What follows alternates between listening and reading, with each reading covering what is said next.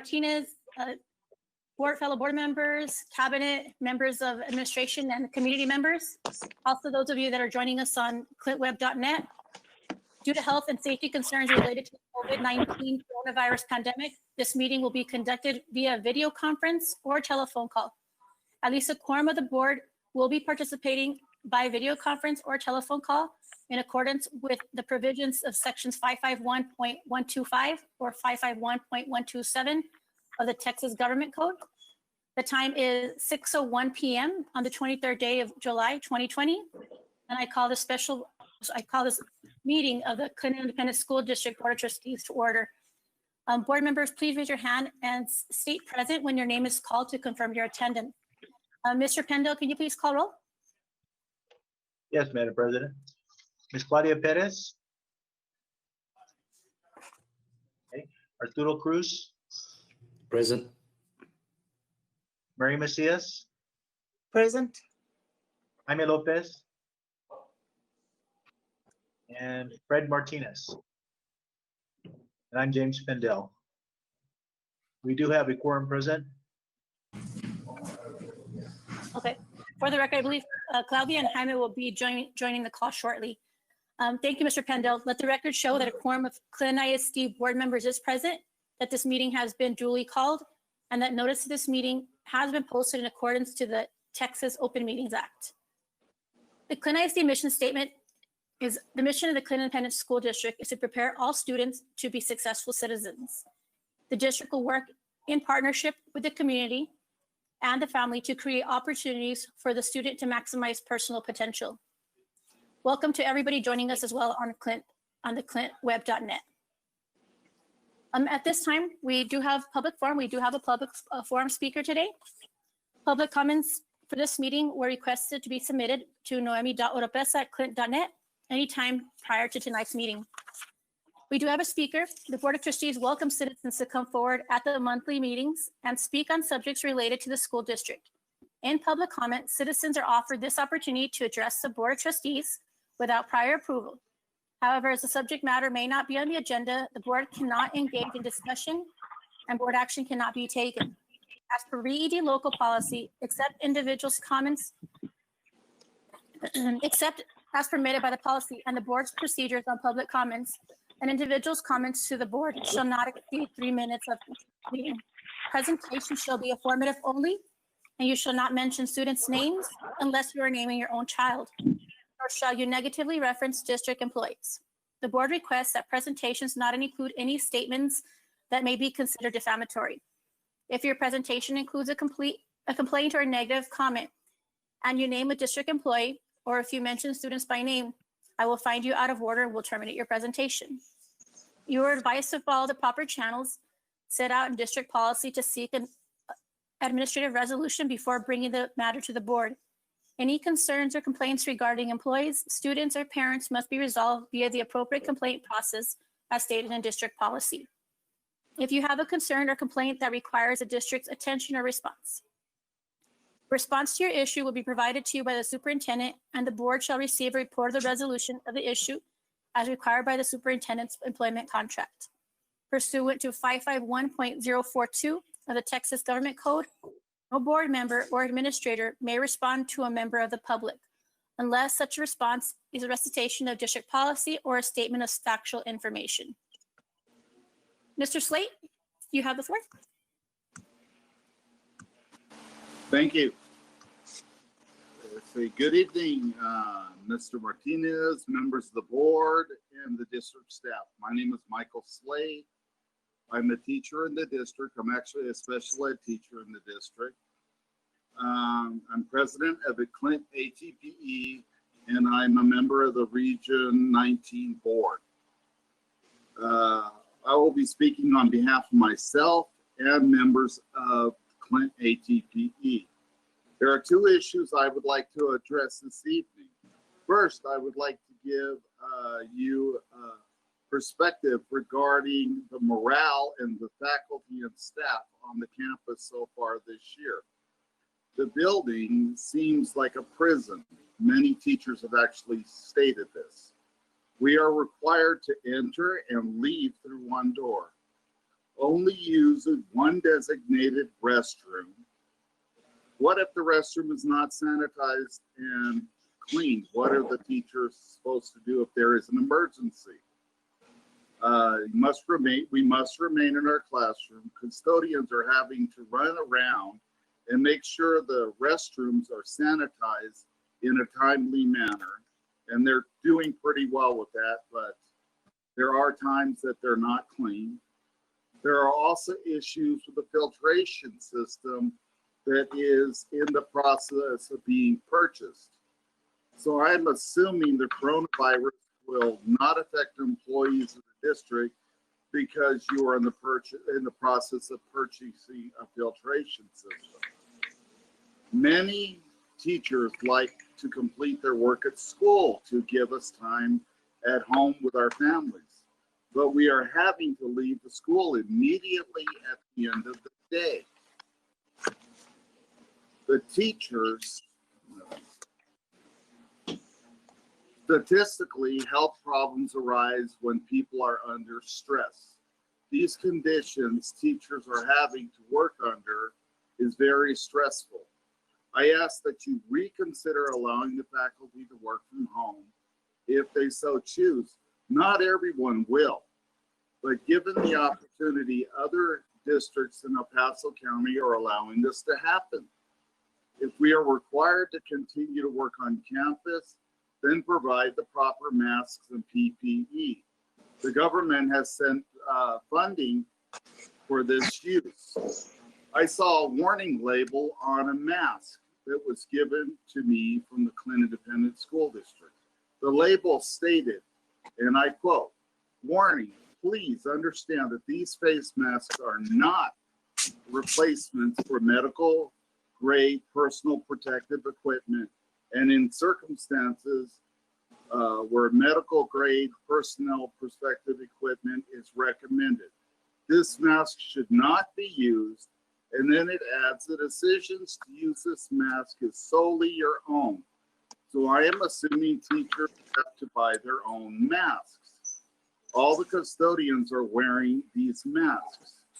We are educators. We are not medical professionals. Protect the employees. Teachers need to be consulted before decisions are made. Let's see, parents were consulted, principals were consulted, central office staff was consulted, but teachers were never consulted. Why are there cameras in our rooms without teachers being consulted? The last thing I would like to address is the pay raise. A 2% pay raise could possibly help the morale and a bonus. No one or other. Teachers spend hundreds of dollars a year on their students and in their classrooms. Now we can add to that list masks to protect ourselves. Please take care of the employees. Teachers work long and hard hours and deserve to be treated with dignity. Thank you.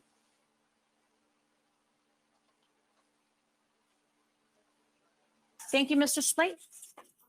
Dr. Martinez? Dr. Martinez? There's no other public person speaking? No.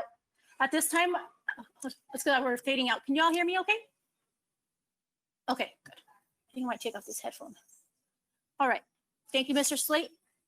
At this time, I'd like to go ahead and turn over the meeting to Dr. Juan Martinez for superintendent comments. Thank you, Madam President, members of the board. At this time, normally we do not respond to public concerns and complaints of this nature. However, we've been in the schools for 2 days or 3 days, and any concerns from anyone, we encourage the teachers, we encourage the public to please communicate with us directly. I think last time, and I will do it again this time, my number is 490-3746. That is my cell number. We have published over probably 40 or 50 cell numbers of administrators, including the cabinet. If anyone has very specific complaints and concerns in which we need to address, then we encourage them to do so. And if we need to change the trajectory of what we're doing, then we need to assess and look at every single particular complaint or concern. As I said last time, and I will maintain it, I've been visiting schools, and I can tell you our schools are safer than going to the grocery stores right now.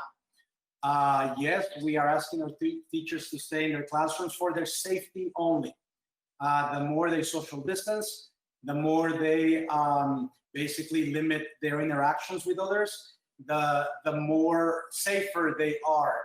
And we have equipment in our school district that no other school district has, that we are learning in the process. Our smart boards that we have in the schools are equal to, nobody else has them, so our teachers will have the opportunity to learn the new equipment. That can be learned from home. They need to learn it from the classroom where it is installed. But again, any particular questions or concerns, we will certainly address them and review them and make sure that our teachers, number one, are safe. And then any very specific concerns from anyone individually, then we can address them individually as we've had. So again, right now, the only thing that is protecting us from bringing students back is the city order. But the city order will expire September 7th. After September 7th, there is no protection for the school district in bringing students and the staff. So in a way, we need to get used to that idea that we are coming back somewhere, somehow, not because the district dictates it, but because that is the requirement of the Texas Education Agency and the government. So right now, as I said, we are confident that our teachers are safe. Is it uncomfortable? Yes, it is different. It is kind of lonely. The hallways are empty, and that's kind of like the way we want it. So the teachers can then focus on teaching from the classroom. Another reason that we decided to do what we did is simple. When we closed the school district, I received a series of complaints from parents where the teacher was assigning students assignments, but the parent had to do the work. And for that reason, there was assignments supporting the teacher was supporting the parents, but the work was being done by the parents and the student.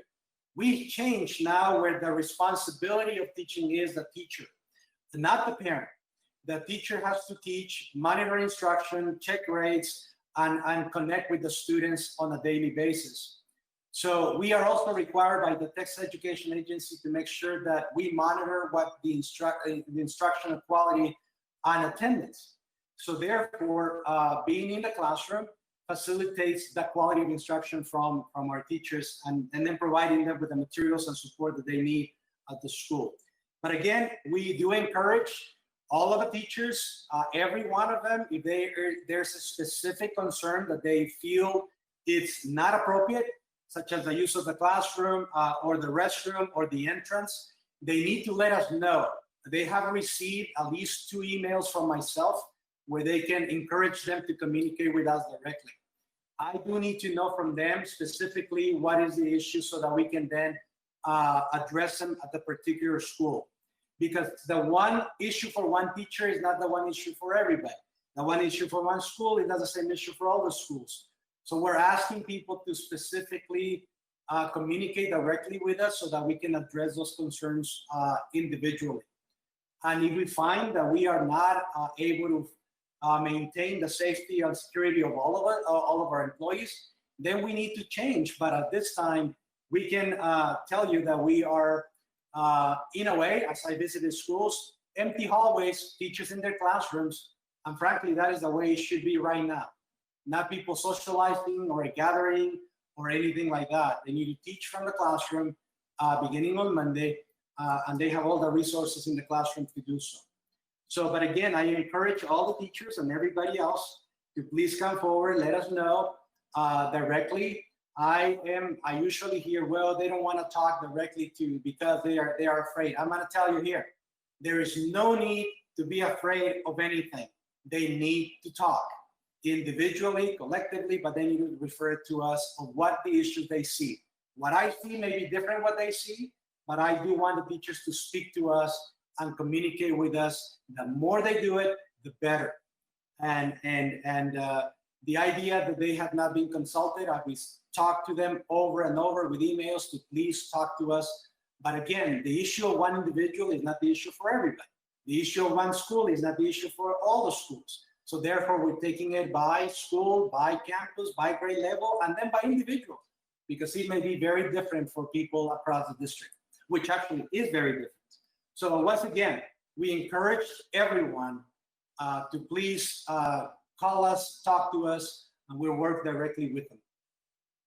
Thank you, ma'am. That's all I have. We do begin instruction on Monday.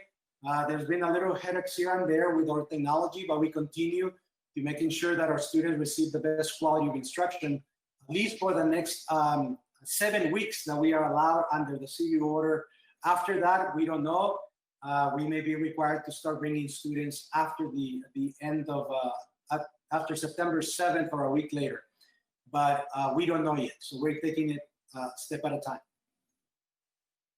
Okay.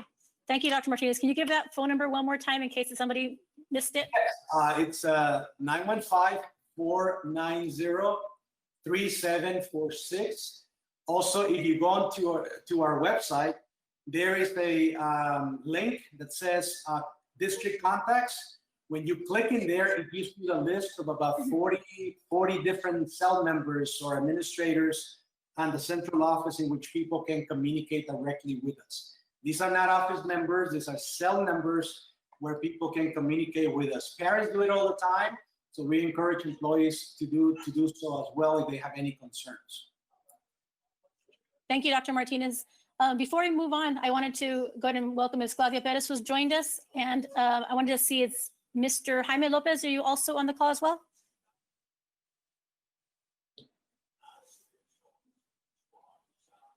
Anybody else that has joined us would like to identify themselves for the record? Okay, we'll go ahead and continue. At this time, I do want to go ahead and move on to administrative reports. Does any board member have any questions on the administrative reports? Nope. All right, so we'll go ahead and move on. At this time, we move on to the consent agenda. Is there any questions regarding the consent agenda?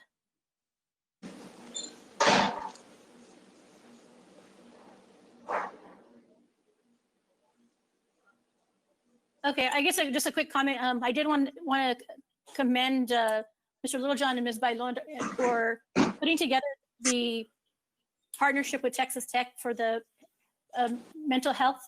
I think that's extremely important. I think I'd like to continue that partnership. I know that right now we have employees and students and many people that are struggling with mental health. So thank you for that. I think it's going to be a great partnership, and we look forward to helping as many people as we can. So we appreciate that.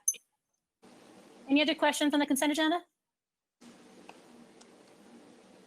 Okay, is there a motion to approve as presented? So move. Do I have a second? Second the Mr. motion. Pendelosa. Okay, all those in favor say aye. Aye. Aye. Aye. Motion passes. Thank you. At this time, we move on to the action agenda. At this time, we will have individual items that will be presented for individual consideration. Item 6A is approval of the attestation for Clint ISD to submit a learning plan to the Texas Education Agency for asynchronous instruction. At this time, Mr. Littlejohn will be presenting.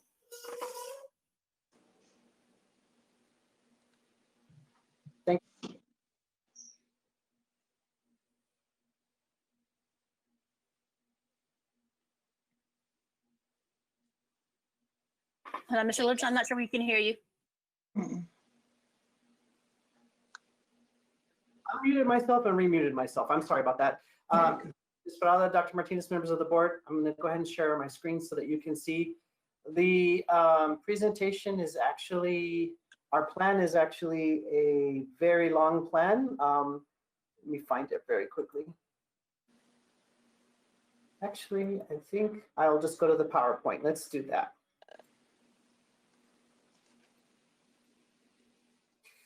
So on the PowerPoint here, you can see this is our plan. There's components of the asynchronous plan and synchronous plan that we presented to you before.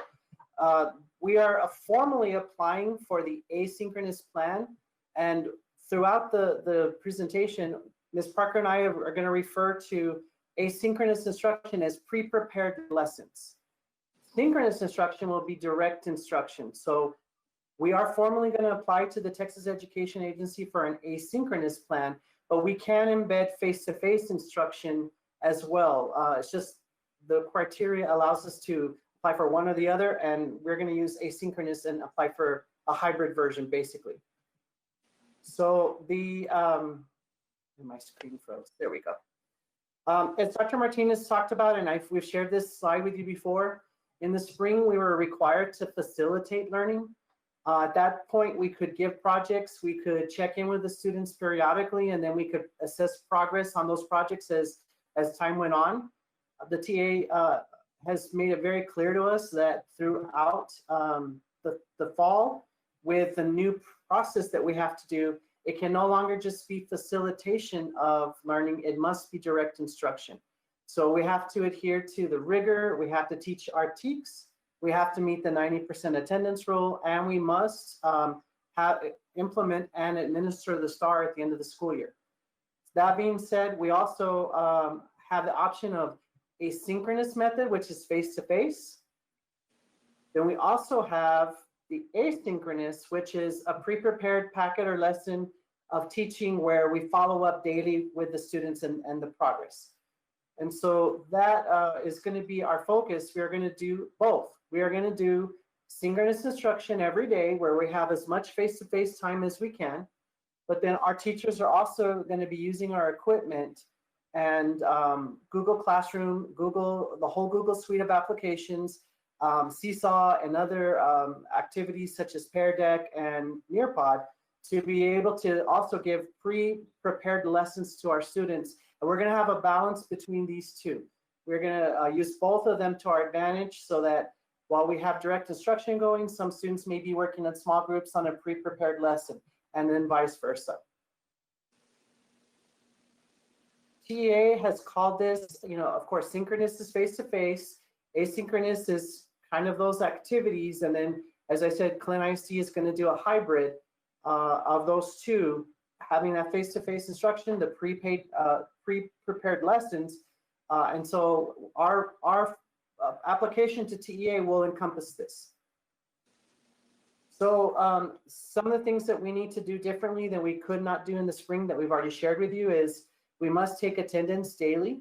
We must have teacher interaction with the students and progress daily. And we have to grade and give assessments at the same level as we did prior to the spring remote learning sessions. So a new focus that TA just gave us this past week is we've got to make sure our curriculum is on pace, on track. That's our TEKS, and making sure that we're teaching those TEKS at the time that we need to. We need to develop a delivery method that is going to be strong, that the students can learn the activities and learn the content. We have to schedule it well so that our students can have a mix of face-to-face and also working on their own. We have to teach the teachers how to use this equipment and how to also adapt their lessons. And then we have to provide the support for our families. So overall, our learning experience for the students is as close to the regular school year as possible. The plan has to have these 4 criteria. We have to have an instructional schedule, which we will review with you. We must have the material design, which is the resources we are going to use for that plan.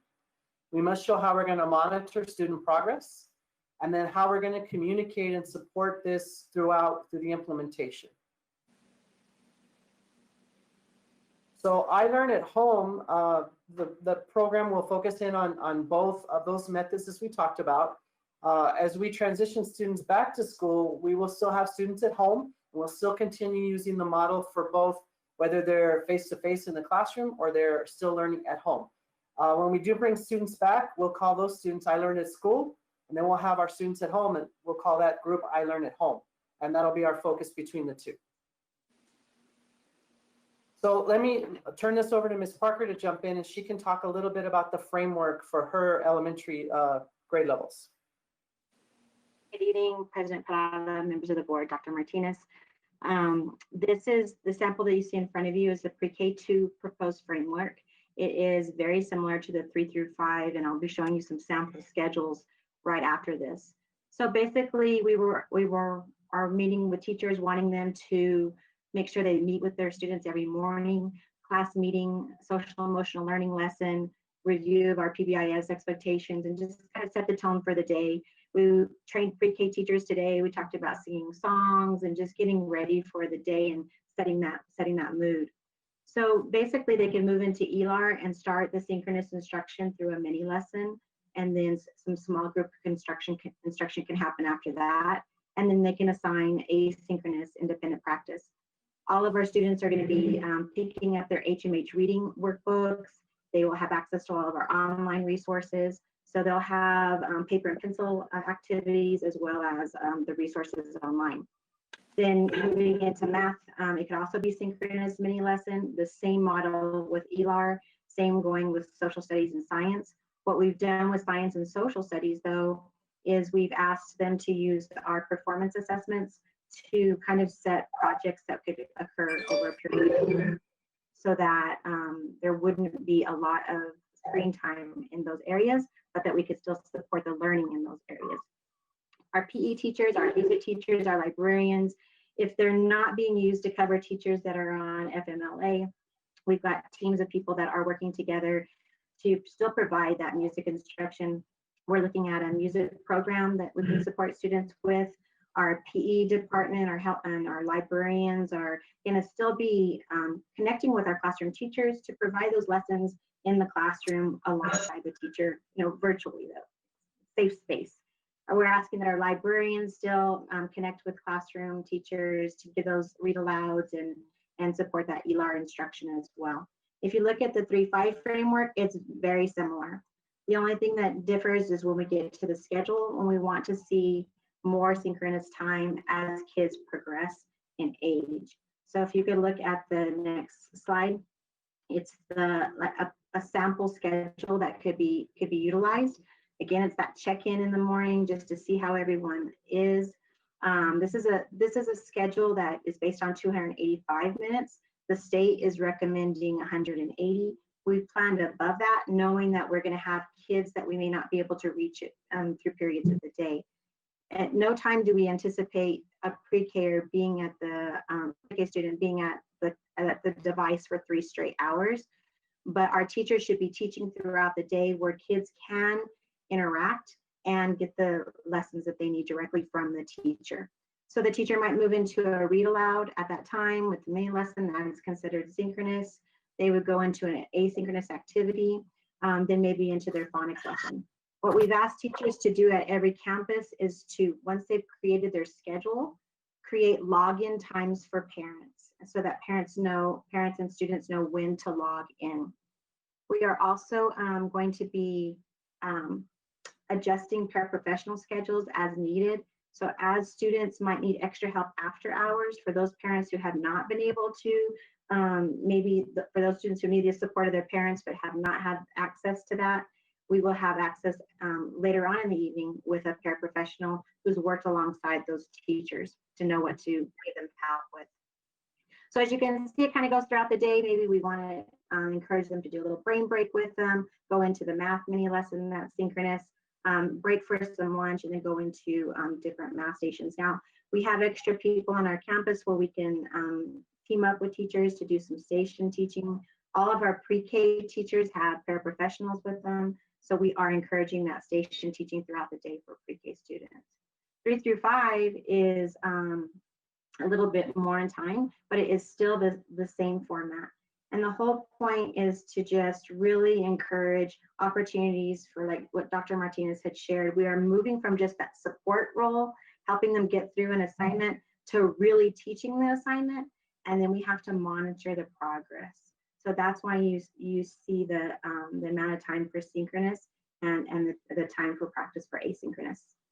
Attendance is critical, and that connection with kids during this time is our priority. And so I think it's reflected there in those schedules. Thank you, Ms. Parker. So the middle school and the high school are going to be very similar. We did go to an A-B block schedule.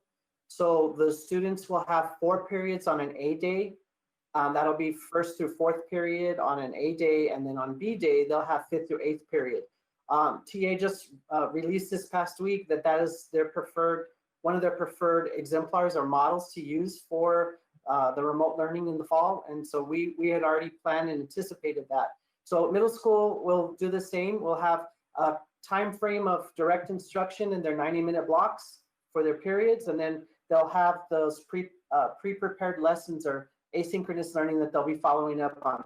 So the teacher won't just be teaching to them 90 minutes straight. They'll have direct instruction and then practice, and then direct instruction and then practice.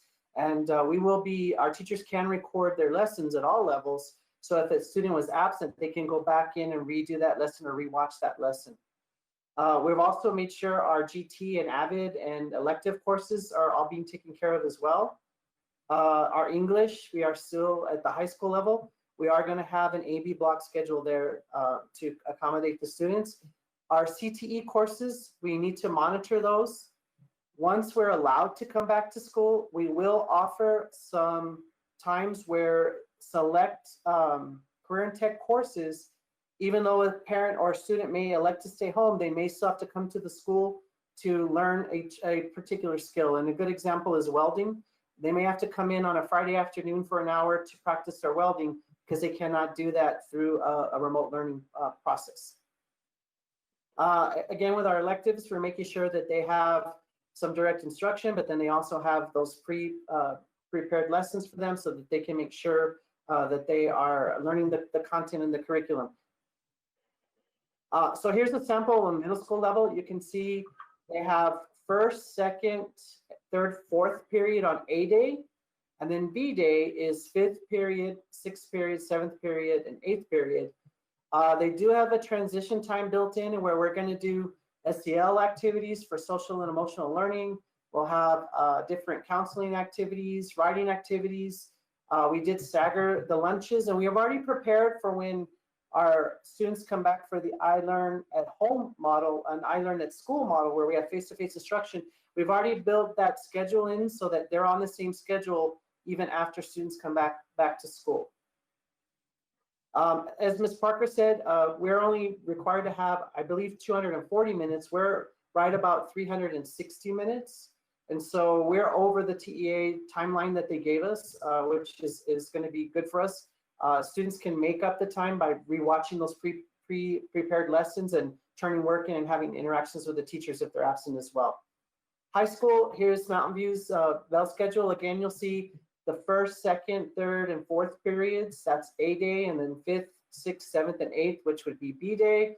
And then we have transition time where we're doing activities with the students while we would be preparing the classrooms for face-to-face learning, or at home, giving the students a little bit of a time up to have a break and then go back into their learning. We also, yes, Mr. Cruz. Before you go into the next section real quick, Mr. Littlejohn, just some questions for both elementary and middle. This is going to go towards Ms. Parker as well. I just kind of put a question right now, kind of preparing for every type of situation. What are we going to do if some of our little ones have trouble getting on or staying focused, to not get distracted, if they don't have, you know, I'm just going to say, let's just say they have maybe grandma taking care of them that isn't really tech savvy, but trying to keep them entertained enough or engaged enough to stay on the lesson, or they don't get signed on. Are students going to be counted absent on those days, or how is that going to work? Mr. Cruz, when I get to the attendance portion, I can explain that in more detail, but we do have a mechanism called instructional interactions that will also count for attendance. So if that grandmother called the teacher and spoke to the teacher and clarified the lesson on the phone, then the teacher can log that as an instructional interaction and we can count the attendance. We also are gonna have our support staff, our coaches who may not be having direct teach. We're also going to use some of our bus drivers and some of our other staff to help call. So if we can't get in touch with that parent, we may call and say this particular child hasn't logged on. And so we'll have them help follow up so that the teacher can still keep teaching her class or his class. And we'll have those support people calling those areas. And then if we need to, we will send people out to those homes to assist with technology or things like that if need be. We've talked about that. Our bus drivers could be that avenue, but we'll also help with our help desk and our technology people to where, we learned a lot in remote learning. We learned how things worked and how kids would work and how if they needed help, they would call. And I know the last 2 days, a lot of the schools have already been contacting their students, the teachers during the PD week. And I know that by Monday, most of them will have already made that first introduction with at least first period. But we do have those mechanisms to recapture attendance. If we can have even an email with an assignment sent back can count as attendance for that day. Very good question. And if So I could Lord- just add, okay, I'm sorry. No, go ahead. It's something different. I was just going to add, and that's why we wanted to really look at the needs of our work. We've also are holding meet and greets with parents right now, just to determine the needs. We know that some parents, a lot of parents have gone back to work. Some kids are back in daycare, and like you said, with grandma. So what can that look like? What are their needs, so that we can restructure the schedules of paraprofessionals to provide that support at different times if needed. And also our teachers are going to be able to record themselves, so parents can have access to that. And all of the home services like the workbooks and the online services will help as well. But we know that every situation is not going to be ideal, and it's going to be different from family to family. Okay, thank you. I appreciate it. I was just concerned for those little things. And then I noticed that some of the classes, the setup is really good, the breakdown for the schedule. I was just wondering how, like even the PE, if they get a chance to have 30 minutes with the students, are they going to be doing all grade levels during those 30 minutes since they're all scheduled at the same time? Or are they being teeter-totter? But I mean, I understand what you guys are doing, and it's good work. I like it. Again, also, Mr. Cruz, we can take into account that if you have an older sibling that's helping their younger sibling, and maybe they missed second period at their high school course, but they've helped their younger sibling, if they go back and watch the video and submit their assignment, then they get their attendance recouped. So that's another option that we can help. And that's why we're applying for the asynchronous plan. Even though we are doing a lot of synchronous instruction, the asynchronous plan allows us that flexibility to get that interaction and even up to a day later still count that attendance for them. We'll have almost 24 hours that we can recapture that attendance if that student sent the work in. Okay. Ms. Farala, you had a question as well, ma'am. My question was for middle school and high school. We have the 90-minute blocks.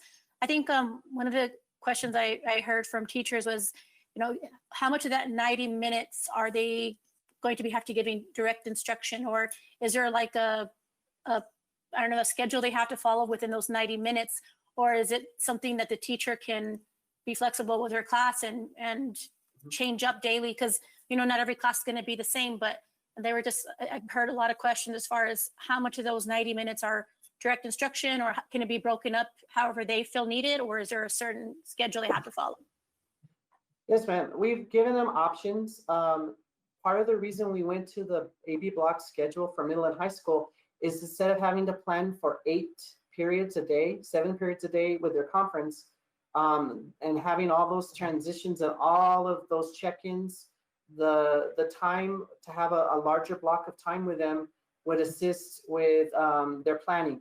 We did guide them on the content that needs to be covered within that 90-minute block for their A day and their B day, but we gave them a lot of flexibility as far as how much could be a direct teach and then how much could be a pre-prepared lesson or an assignment or a project or a flexible time frame that they could do.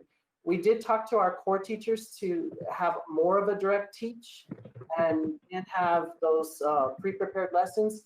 And then our electives, we said, you all can have more of the pre-prepared lessons and maybe less of the direct teach, just because of the nature of, if you're in an art class, you're not going to teach the kids how to draw for 90 minutes. You're going to give them a mini lesson and let them work on a project for a longer period of time. So what we've done the last 2 days is allow our teachers to learn the tools, the technology tools on Monday and Tuesday. And yesterday and today, they're helping, they're devising their lessons and getting feedback from their administrators and the instructional coordinators so that their lessons are ready to go for next week.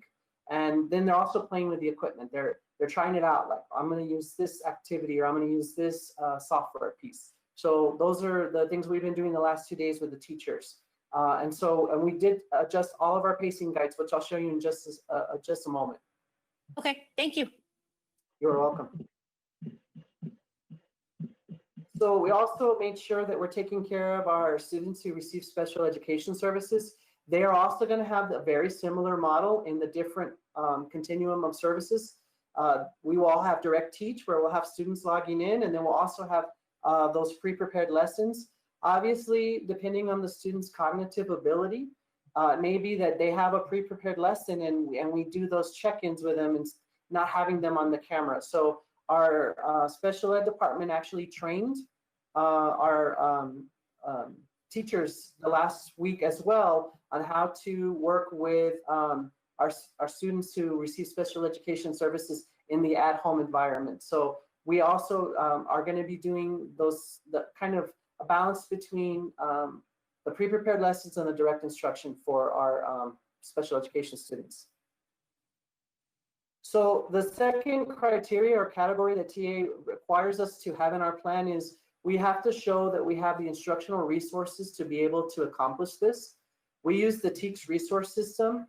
That system is very robust. It has a document called the vertical alignment document, where teachers can see what the teachers would see, like a third grade teacher can see what a fourth grade teacher would also have to teach and what a second grade teacher teaches. And that helps them to align their instruction to make sure that there's no gaps. The year at a glance is an overall from A to Z. You're going to teach this starting at the beginning of the school year, and then you get towards the end, and this is what you're going to teach. So it's a kind of a roadmap for the entire year. And then the instructional focus document is one for each unit or each TEAC, which gives them the vocabulary questions to ask, sample problems to give to the students, and it's very detailed so that they can use that document to plan and understand the content for that particular TEAC. So all of our teachers have that. They have access to it. It is online, so they can access it, while they're in their classroom working with students, or at home while they're working on their lesson plans, or a combination of the two. We also included for you, and I know it's kind of hard to see, and we just added this because we thought it would be good, but overall, the X's are a resource we have for that grade level with these particular resources. So for example, Nearpod, we have it at all grade levels, pre-K through 5th grade. Pre-K, also 1st, 2nd, 3rd have different resources. These are all the resources we have. The majority, I would say 95% of our textbooks are online, and we can assign those to the students. But you'll see that we have a robust amount of resources, and TA does ask that when you are submitting your plan, you show them that you have the resources to be able to provide this to accomplish your remote learning activities and your goals. So we're very robust, and these are all activities we have. A lot of these have components online, most of them do. Same thing for the high schools and the middle schools. Here are the resources we have across the board in those areas. And again, most of them are across the board for all of our subjects, and they're online. And so have a very robust set of resources for our teachers to utilize on top of our TEACS resource system. And so we talked a little bit earlier, Ms. Parada, you talked about how do the teachers know what they should be teaching, when they should be teaching it. I know the colors seem really like very busy, but to our teachers, they know exactly what these colors mean at the elementary. This is a pacing guide, and it tells them, and this is a 5th grade math pacing guide. It tells them what weeks they should be teaching what content. And so the teachers know by the color coding that they should be on this unit. Like red is unit 5, decimals and multiplication, And so the teachers know to go to their documents and pull those TEKs and teach that. So we broke that down based on our changes to the calendar and our synchronous and asynchronous learning patterns. Here's a middle school, and because middle school is not overall with, we're departmentalized and the elementaries are self-contained. The middle school is separate, but you can see our 6th grade science has the A-B block schedule on there. So on their A day, they're teaching this particular TEK. On their B day, they're teaching this particular TEK. So we have that for all.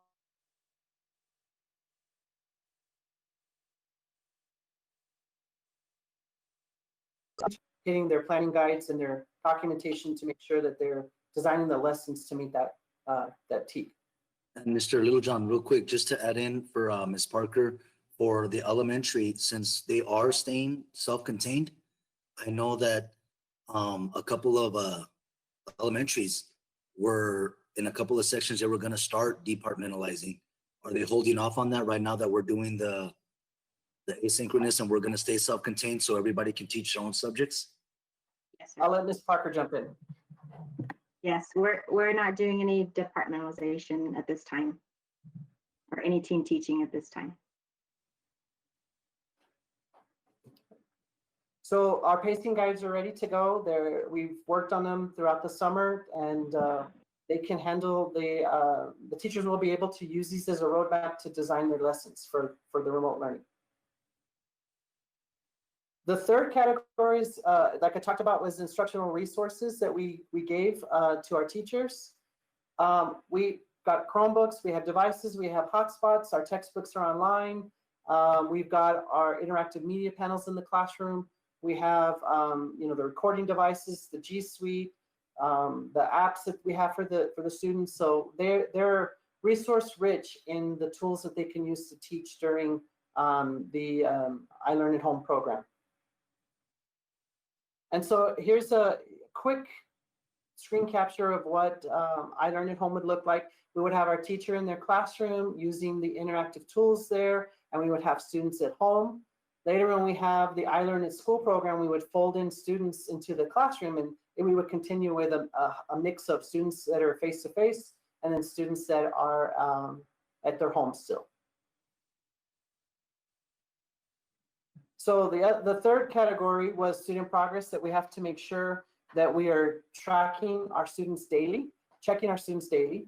We did update our grading policy, as I shared in, I think, a previous meeting with you, to be 80% daily work and projects and homework, and then 20% of the gradebook would then be assessments, quizzes, tests, exams. At any time that we're asking our teachers to grade, like a regular school year where they would be grading assignments as we get them daily, and then putting those grades in the gradebook. We also made sure that we double checked. We're looking to have about 22 grades per grading period at a minimum.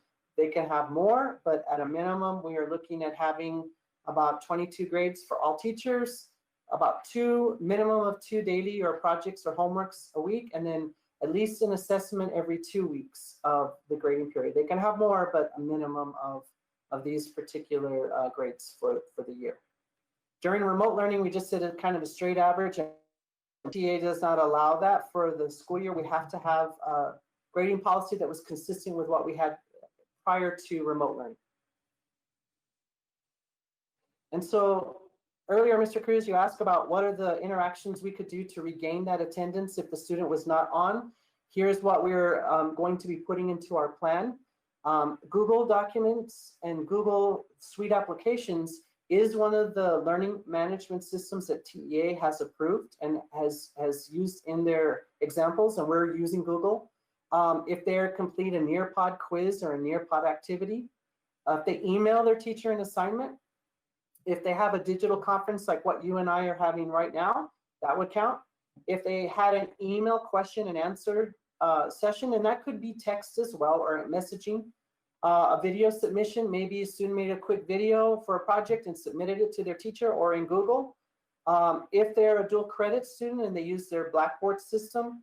And then of course, if we have software such as doing assignments on Dreambox or Courseware or Odysseyware for our high school students, all of those would count. So These are our formal interactions that we would take as learning interactions that we could regain attendance with our students.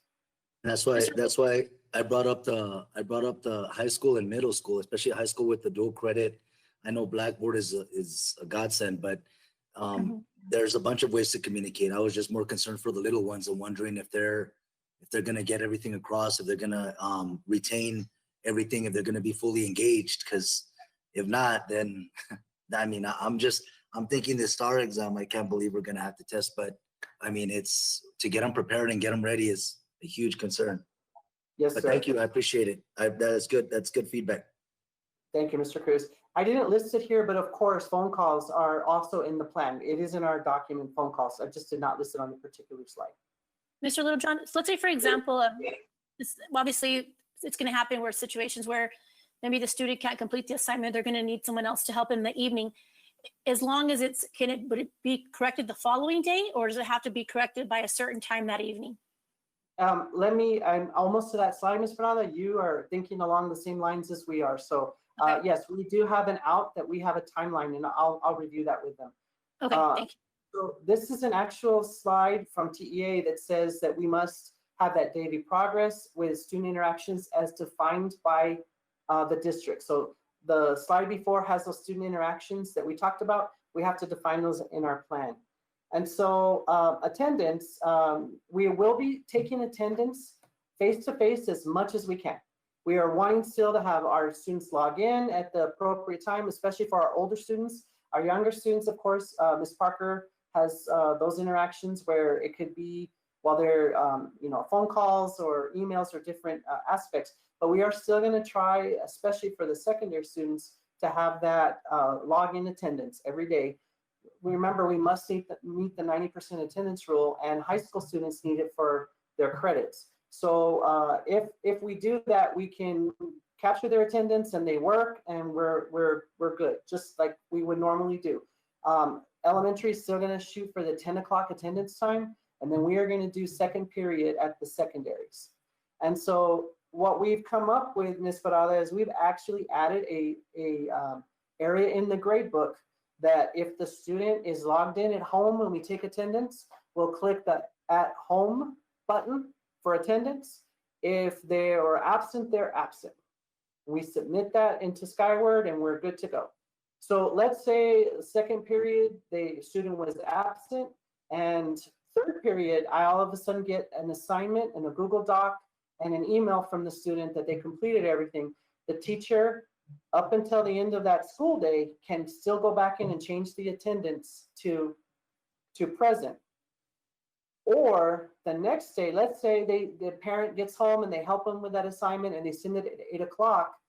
We have a form that they will complete, and up to the end, up to that school day, they can submit this form, and then we will change their absence from the previous day to include that their attendance was taken. So let's say a student was absent on Monday, he turns an assignment in and has an interaction with his teacher at 8 o'clock on Monday night. The teacher will turn this form in on Tuesday, and then that student's absence will get changed from absent to present. But we need this form if it's after the fact. If it's during the regular school day on Monday, the teacher can still go in and change it during that time frame. All right, so like, let's say 11:59 p.m., we get it in, it can still be up to the following day. Yes, ma'am. Okay, So that's just more or less replacing is it like an excused absence? Pretty much, Mr. Cruz, yes. It would be like it's an excused absence, but on an excused absence, it's still absent. We don't get this way, and this is allowable under TEA. We've read through the guidelines very carefully. We can have that flexibility if the student submits their work later.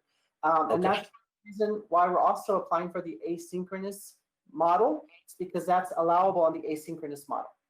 I just think, again, for cabinet, that's just going to be something to fully communicate properly to the teacher, the educator, that whatever teacher is dealing with this particular classroom or situation, that they're going to have to make sure that they get back at the end of the day and log it back in as present.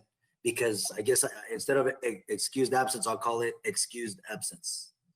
And Yes. then we can go from there. But thank you. Got it. So we've made a series of documents and videos for our teachers to make sure they understand how to do this. And so we're making sure all of our campuses understand this. We actually went over it again today with our principals. Our PEMS department did a really nice job with the cabinet and coordinators to figure out a way to get this done.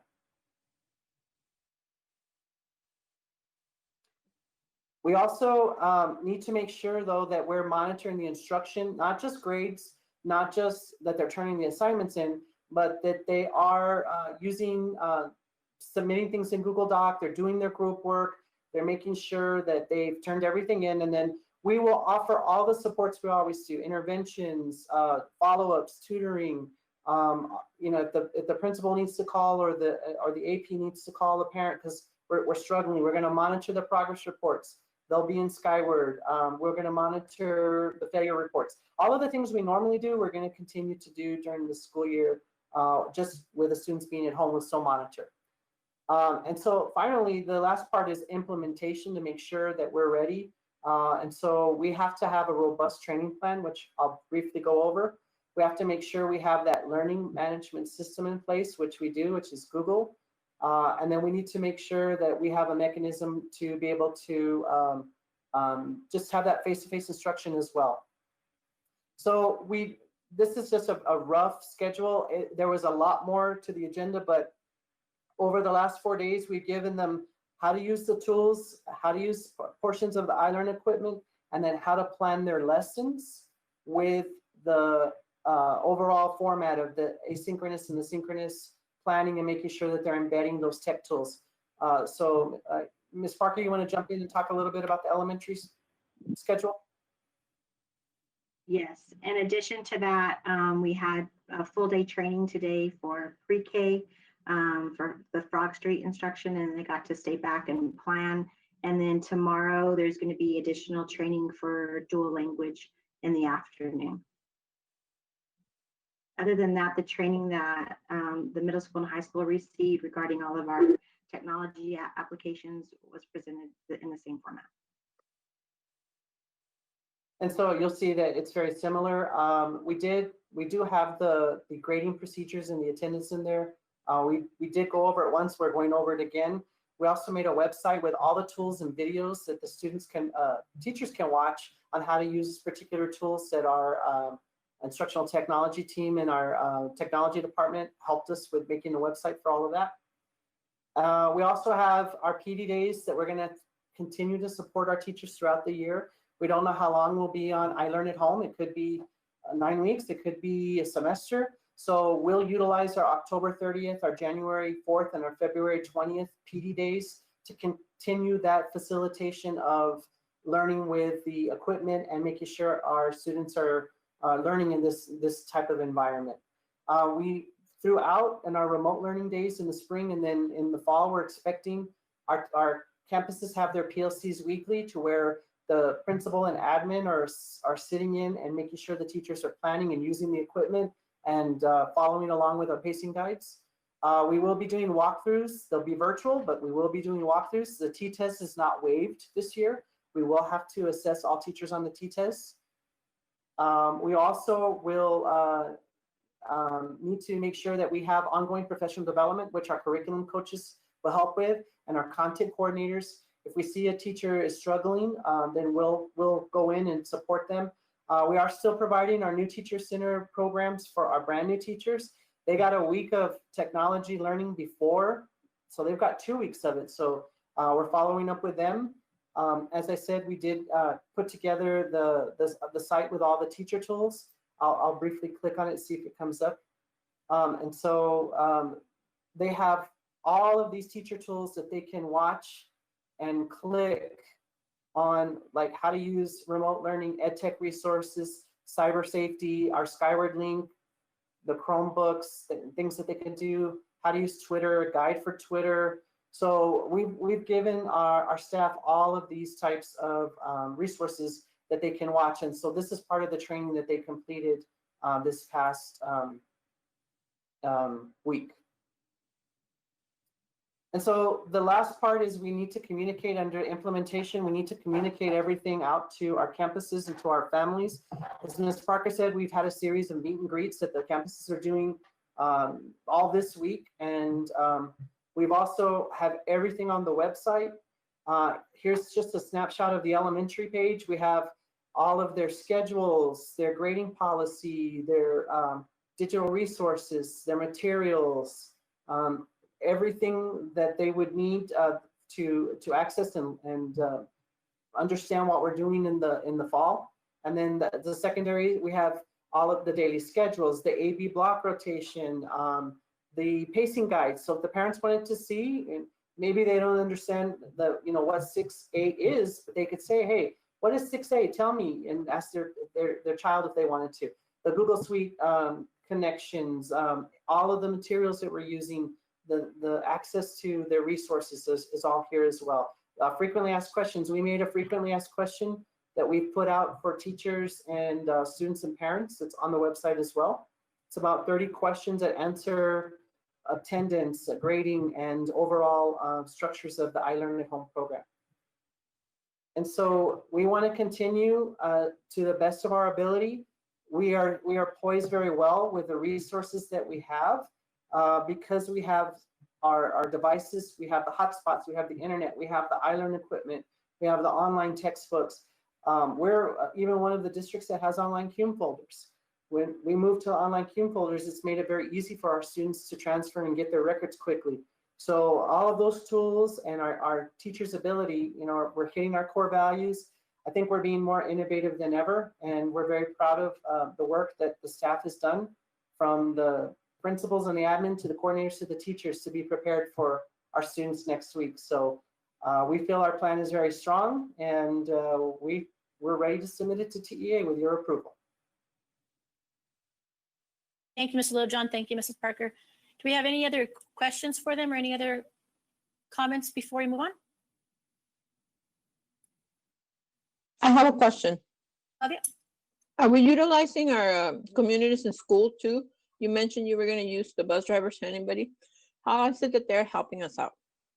Yes, ma'am. We listed them as a resource for helping to call in the remote learning, Ms. Bettis. We use them as well. They called parents, they called students, they did home visits, we facilitated them. So the overall plan is 30 pages, Ms. Bettis. I did kind of highlights in here, but we did list our communities and schools staff that they will support the campuses as well.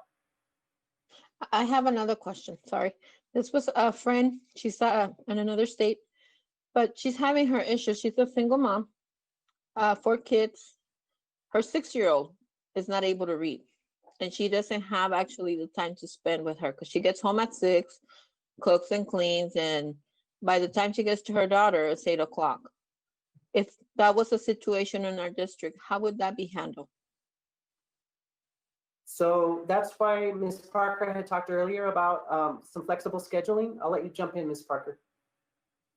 Yes, I think one of the things is we've been talking about with teachers is just knowing your kids and what their needs are.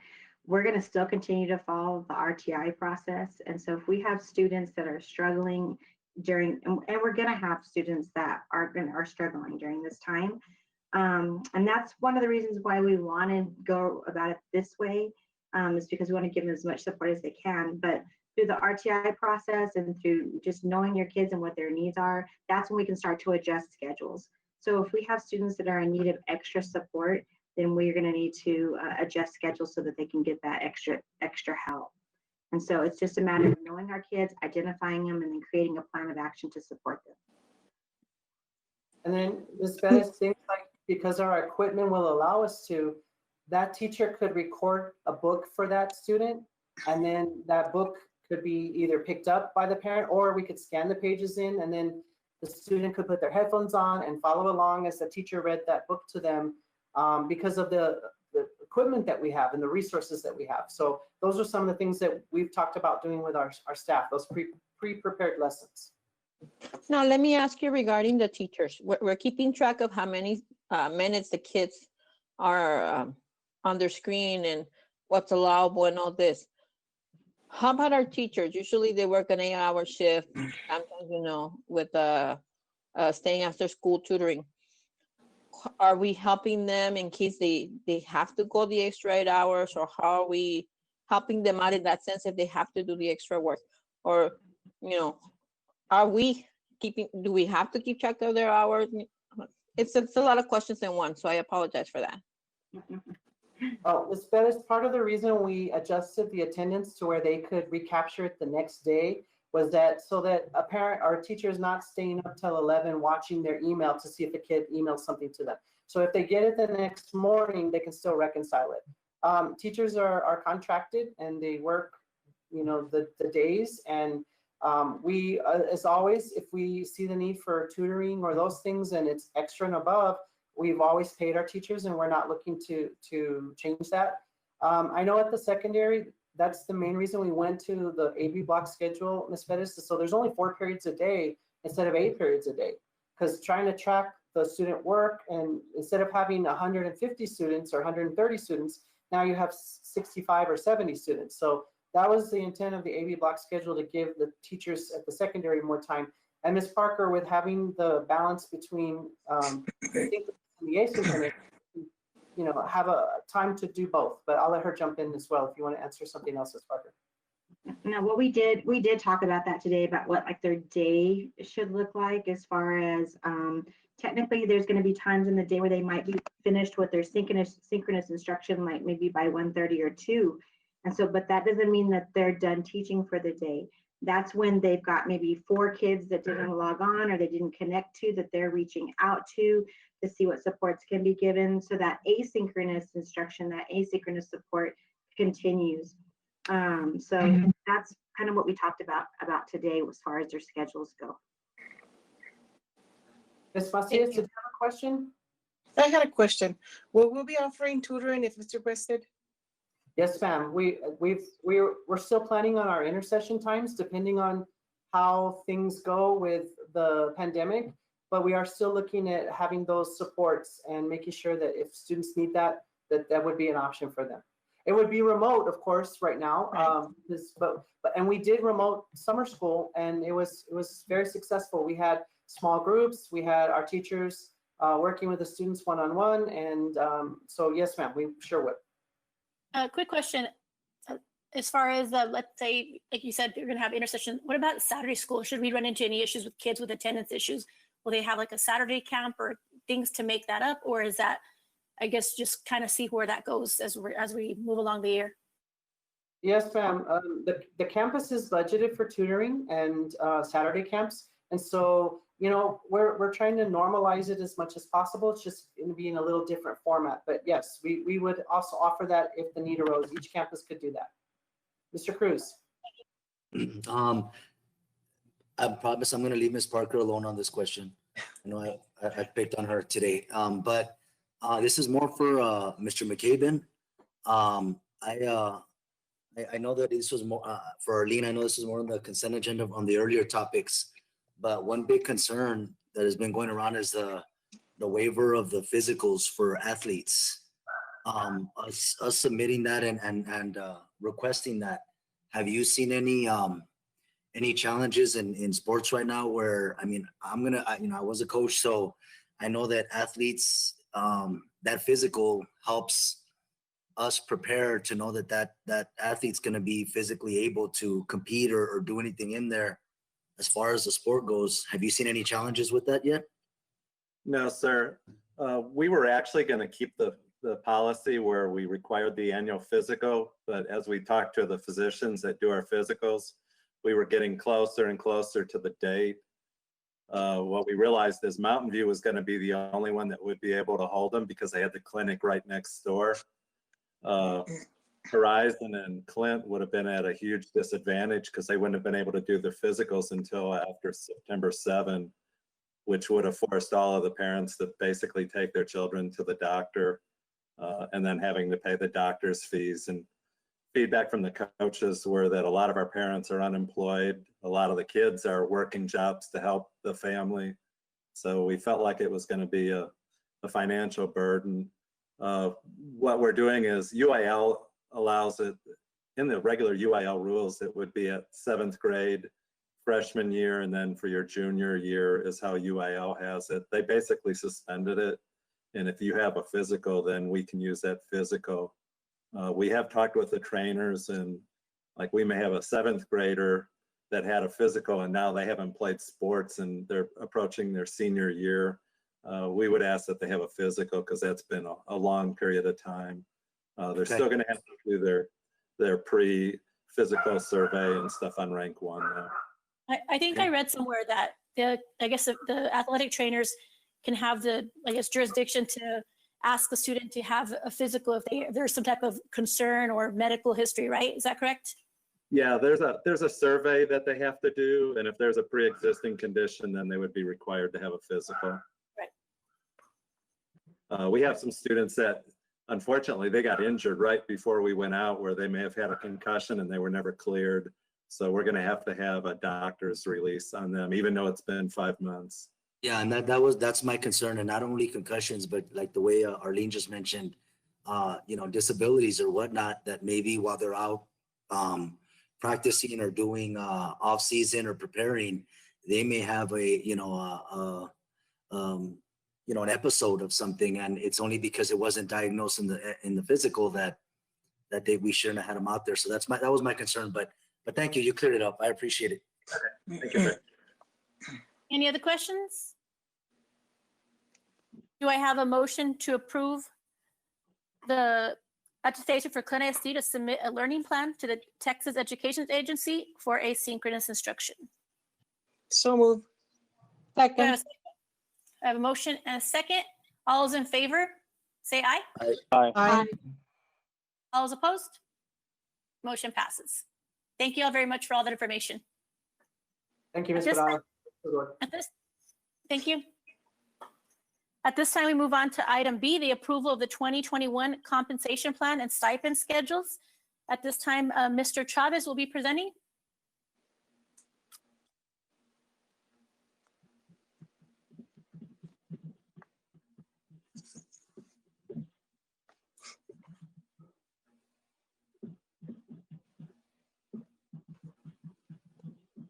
I know we have some anxious teachers and the staff online waiting to see what's in store for them. Yes, good evening, Madam President, Parada, board members, Dr. Martinez.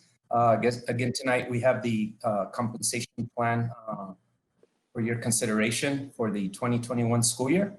I'm going to share my screen. I don't know. Can everybody see it yet or no? Let me see. Just came up. Thank you. Okay, so as we just had a lot of discussion last week, and now we've come back, and I think hopefully you had a little bit of an opportunity to see the information we provided you with the additional options that we're providing you all this week. But I'll go through them briefly with you all.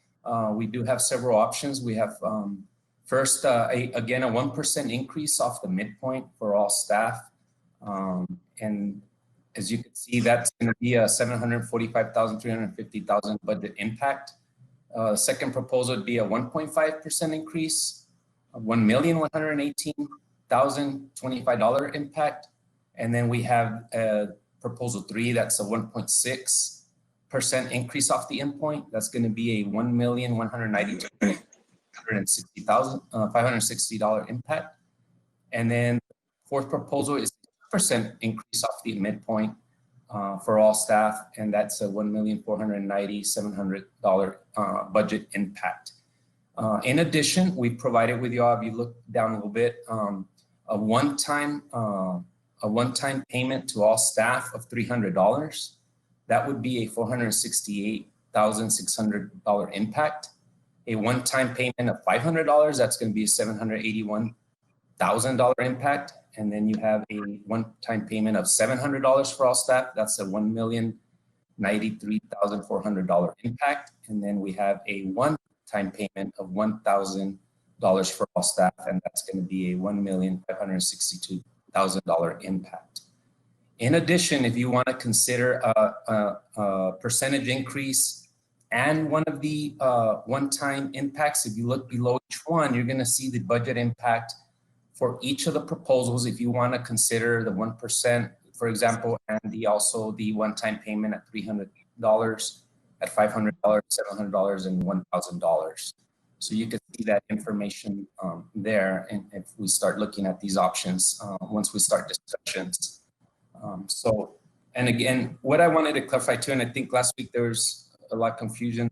This is all based on, we currently, when we put all this together over just late at the next day after last week and over the weekend and this week, this is based on 1,562 employees. That was the current number of active employees we have. I think, and I apologize for the confusion of being 1,800, that's when you add our substitute teachers, almost 300. So that's where it gets to us to about almost 1,800, but these are our full-time active employees. So the next screen is this. What you see is our teacher pay scales. And hopefully you had an opportunity to see it, but you'll see our 1% increase. Oops, I apologize.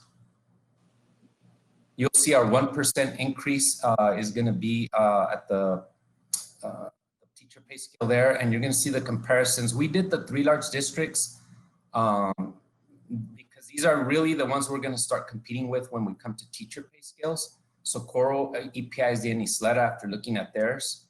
And so you'll see the 1%, 1.5, 1.6, and 2.0% increase for Clint. And then how we're going to compare for each one of those. Now, one of the things, and I know hopefully we share these, but one of the things we looked at and Dr. Martinez kind of asked us to look at, when you look at, we looked at 1.6% and 2%. When you compared us to Socorro, and I'm going to go back one more, I'm sorry, let me go forward.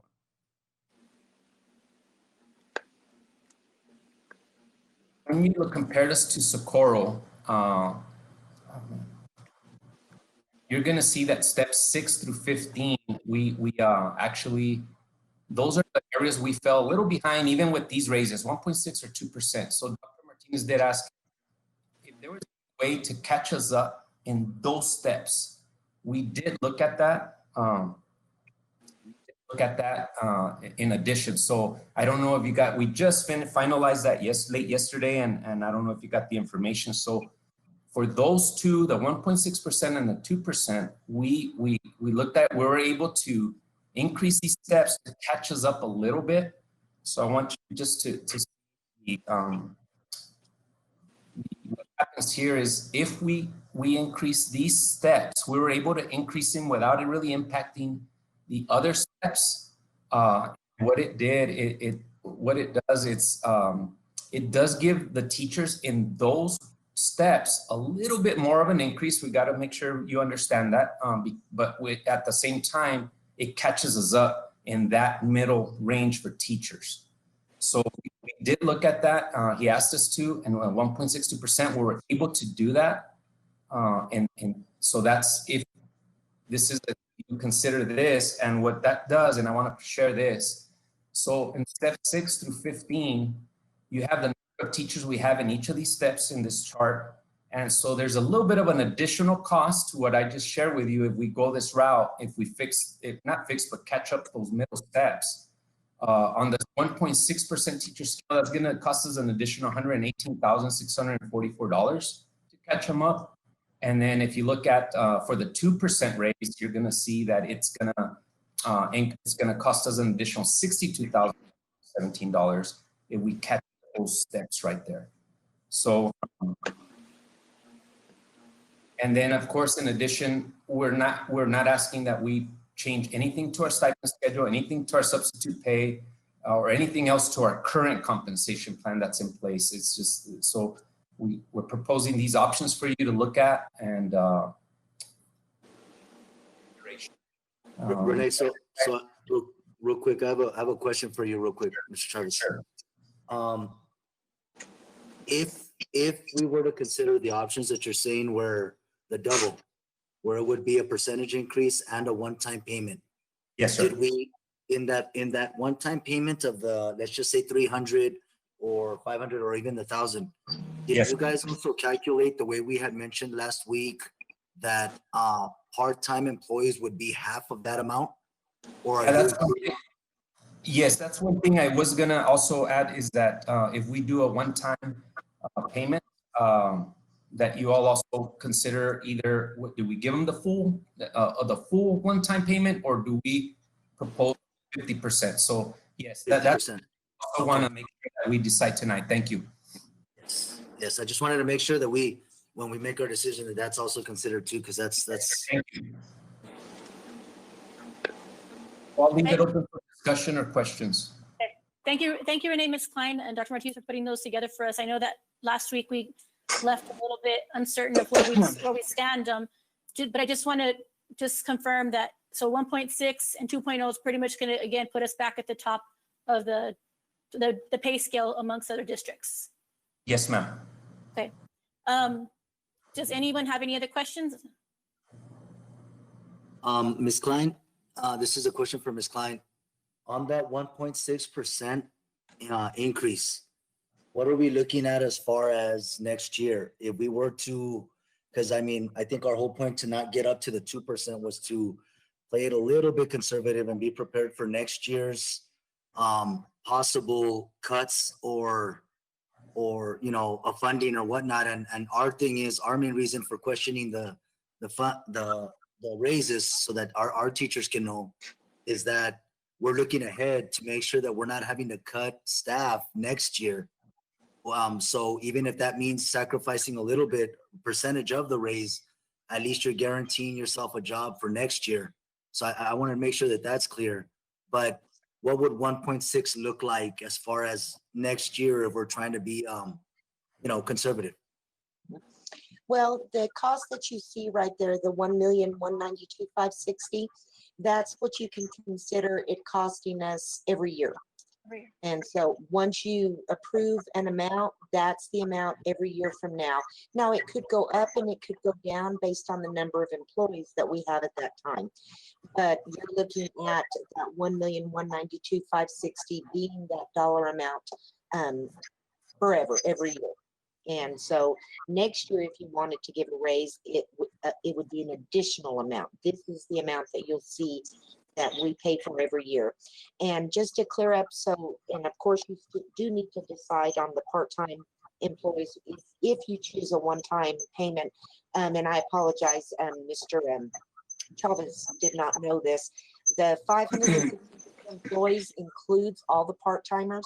So I went ahead and included them as a full amount, just so you would see the highest dollar amount.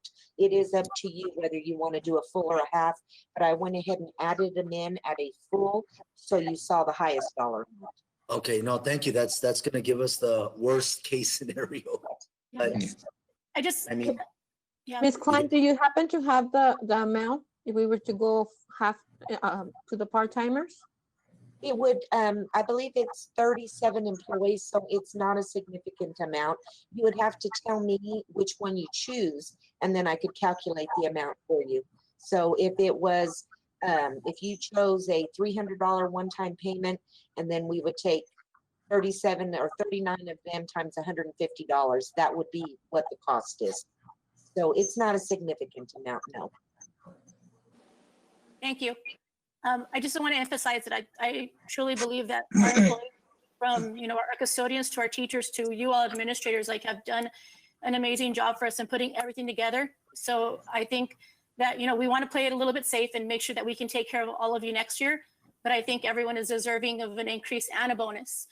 And I know that this is something that as a board we take seriously, because we want to make sure that we are rewarding and compensating our employees. And we've had a chance to look at these numbers, and I know that everyone kind of has what they have in mind.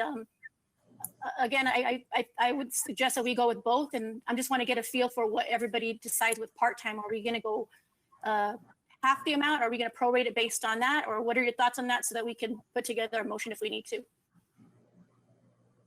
Ladies, do you want to begin? Claudia, Mary? I'm ready to make a motion. Oh, you're ready to make, and as far as, for me, for the part-timers, I don't, please don't misinterpret it or anything. I'm not saying that the part-timers don't deserve the full one time, but I'm just saying that since they're coming in for half the hours, I just feel that as equal pay, we should come in and just give them half of the amount. That's my standing on it. And I feel, again, for us being conservative, and like I know Ms. Klein said, you know, I did the math on it. You're looking at about 18.5, you know, 18,005. It's still, that's monies that we still maybe can conserve and prepare and help for next year, whatever the case might be.